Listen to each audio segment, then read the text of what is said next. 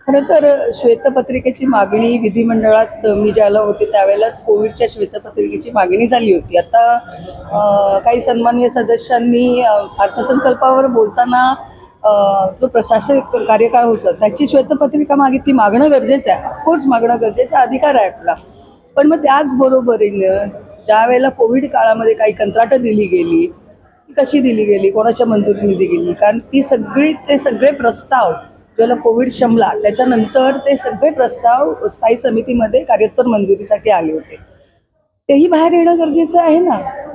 त्याच्यात काय झालं, कोणी दिली, कशी दिली, किती दिली, हे सगळी श्वेतपत्रिका जर स्वच्छ आहे तर यायला पाहिजे. ही मागणी मी बरोबर, मला तो पॉईंट मला लक्षात आला की जर आपण प्रशासनाकडनं त्यांची मागतोय श्वेतपत्रिका तर आपणही आपली श्वेतपत्रिका द्यायला पाहिजे, म्हणून तो मी मागणी केली. भाषण सुरू असताना काही सदस्यांनी ओके या शब्दाचा पुनरुच्चार देखील असं बोललं जातं. काय होतं माहिती आहे, एखाद्या गोष्टीला तुम्ही रबर किती ताणता त्याला महत्त्व पाहिजे. तो रबर ताणत गेला तर तुमच्याकडे तो कधीतरी रिबॉन्ड होणार नाही, तुम्हालाच लागणार ना. आणि तुम्ही म्हणजे कुठल्या बेसवर तुम्ही म्हणताय पण बरोबर 50 कोकेज घेतले, मग इतकी तुमची यंत्रणा जर अद्यावत आहे की तुम्हाला कळतं आम्ही 50 कोके घेतले, तर मग तुम्ही ते कुठे ठेवले ते पण शोधून काढा की.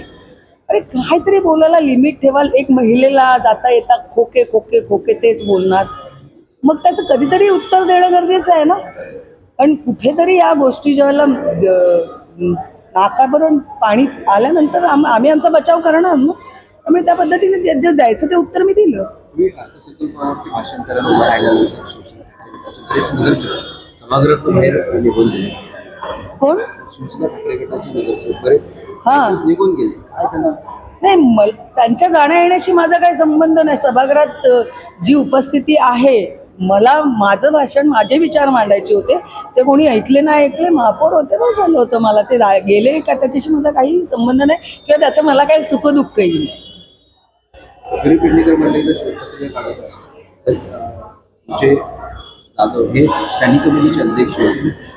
स्टँडिंग कमिटीचे निघायला पाहिजे ना. जाधव साहेब स्टँडिंग कमिटी चेअरमन असले तरी काय झालं, पण त्या काळामध्ये स्टँडिंग कमिटीच्या मिटिंग्सच झाल्या नाहीत. मिटिंग्स कुठे होत होत्या.